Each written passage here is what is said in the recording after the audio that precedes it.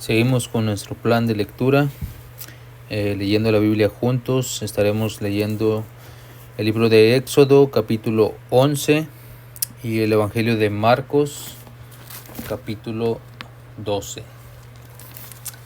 Libro de Éxodo 11:1 dice: Jehová dijo a Moisés: Una plaga traeré aún sobre Faraón y sobre Egipto, después de la cual él os dejará ir de aquí, y seguramente os echará de aquí del todo. Habla ahora al pueblo, y que cada uno pida a su vecino y cada una a su vecina alhajas de plata y de oro. Y Jehová dio gracia al pueblo en los ojos de los egipcios, y también Moisés era tenido por gran varón en la tierra de Egipto, a los ojos de los siervos de Faraón y a los ojos del pueblo. Dijo pues Moisés: Jehová ha dicho así: A la medianoche yo saldré por en medio de Egipto, y morirá todo primogénito en tierra de Egipto, desde el primogénito de Faraón, que se sienta en su trono, hasta el primogénito de la sierva que está tras el molino, y todo primogénito de las bestias. Habrá gran clamor por toda la tierra de Egipto, cual nunca hubo ni jamás habrá. Pero contra todos los hijos de Israel, desde el hombre hasta la bestia, ni un perro moverá su lengua, para que sepáis que Jehová hace diferencia entre los egipcios y los israelitas. Descenderán a mí todos estos tus siervos, e inclinados delante de mí dirán: Vete tú y todo el pueblo que está debajo de ti, y después de esto yo saldré. Y salió muy enojado de la presencia de Faraón. Y Jehová dijo a Moisés: Faraón no os oirá, para que mis maravillas se multipliquen en la tierra de Egipto. Y Moisés y Aarón hicieron todos los prodigios delante de Faraón, pues Jehová había endurecido el corazón de Faraón, y no envió a los hijos de Israel fuera de su país.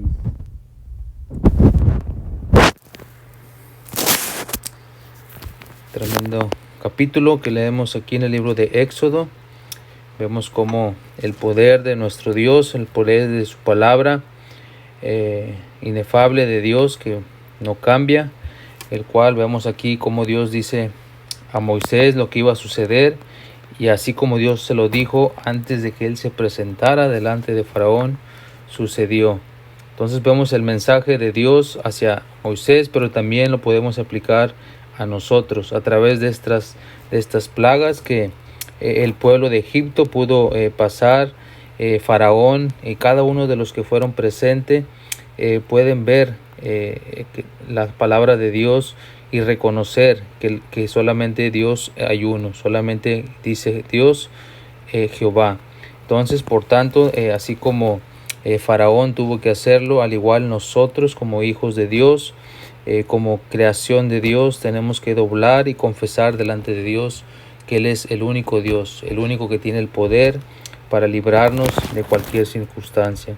Entonces, vemos aquí lo que sucedió en este episodio, en esta etapa, que Faraón endurecido en su corazón, cómo Dios envía la muerte de todo primogénito en la tierra. Sabemos que cada uno de nosotros tenemos hijos, entonces podemos, sin embargo, seguir reconociendo que Dios es el que gobierna cada una de esas áreas de nuestras vidas, aún nuestras familias, aún nuestros hijos.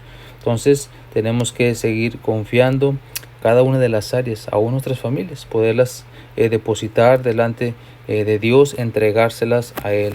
Vemos la reacción de Faraón delante de Dios, que aún a pesar de lo que sucedió, su corazón endurecido hacia Dios, su corazón rebelde hacia Dios. Entonces, pero podemos ver ejemplos como el caso de Job, el caso del rey David, hombres de Dios que al igual perdieron un hijo, perdieron familia, pero su reacción de ellos fue diferente. Vemos como Job menciona ahí en el libro de Job, que decía las palabras de Job: Dios, Jehová dio y Jehová quitó, sea el nombre de Jehová bendito. Entonces oremos cada uno de nosotros que Dios nos dé de su gracia, Que Dios nos dé su gracia para poder de una manera adorar a Dios aún en circunstancias difíciles. Entonces, pidamos a Dios que nos ayude. Vamos a Marcos capítulo 13.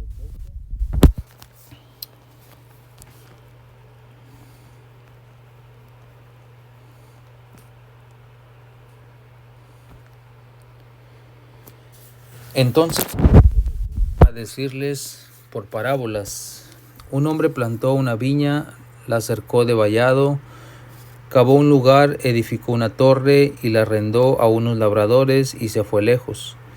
Y a su tiempo envió un siervo a los labradores para que recibiesen de estos del fruto de la viña.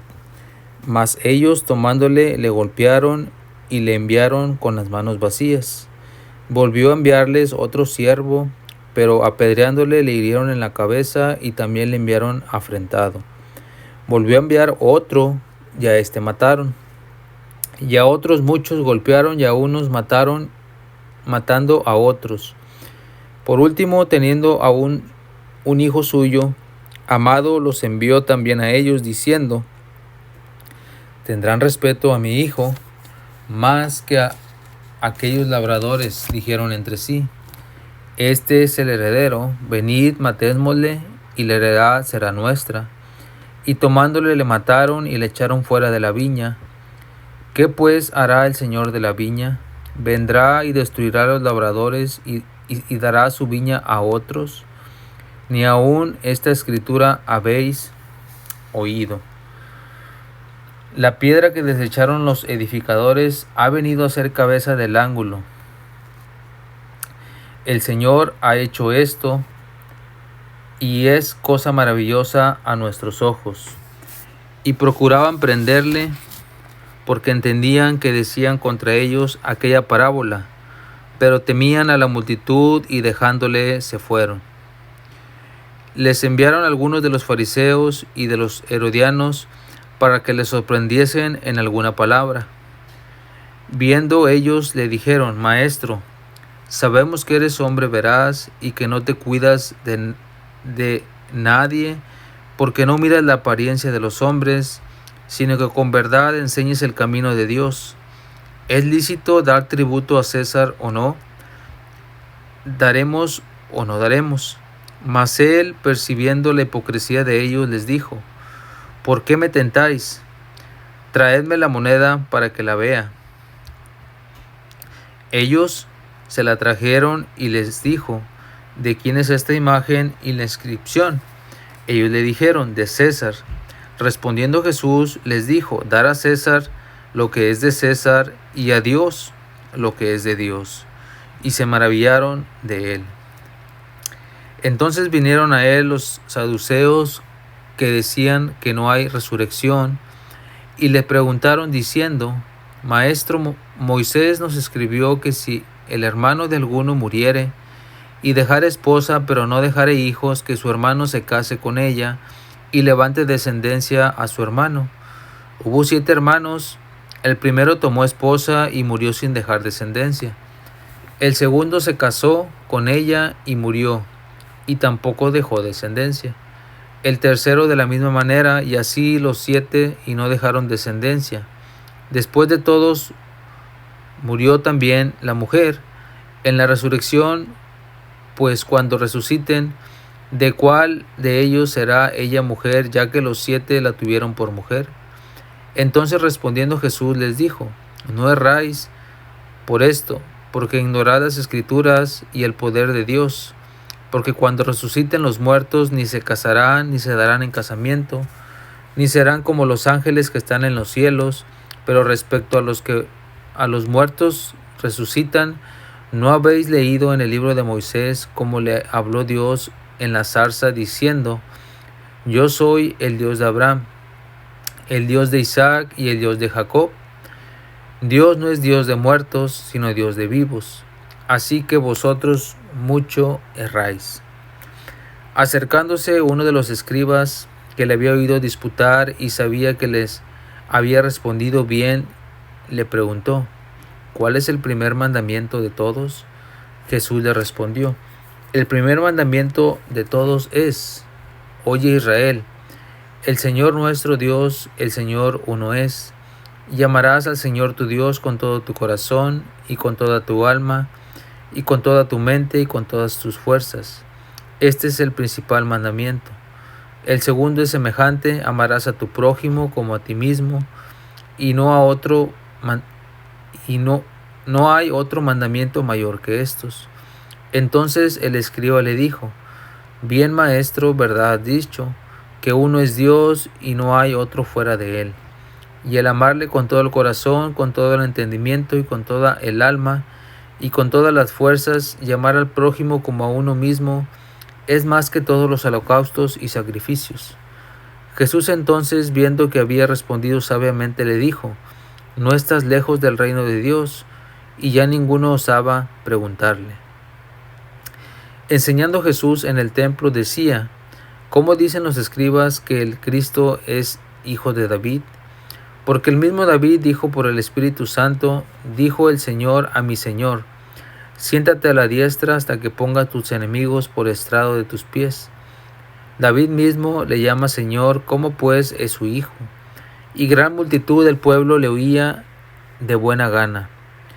Les decían de su doctrina, guardados de los escribas, que gustan de andar con largas ropas y aman las salutaciones en las plazas y las primeras sillas en las sinagogas, los primeros asientos en las cenas, que devoran las casas de las viudas por pretextos, hacen largas oraciones.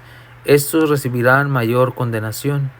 Estando Jesús sentado delante del arca de la ofrenda, miraba como el pueblo echaba dinero en el arca, y muchos ricos echaban mucho, y vino una viuda pobre y echó 2 blancas, o sea, un cuadrante, y entonces llamando a sus discípulos les dijo: De cierto os digo que esta viuda pobre echó más que todos los que han echado en el arca, porque todos han echado de lo que les sobra, pero esta de su pobreza echó todo lo que tenía, todo su sustento.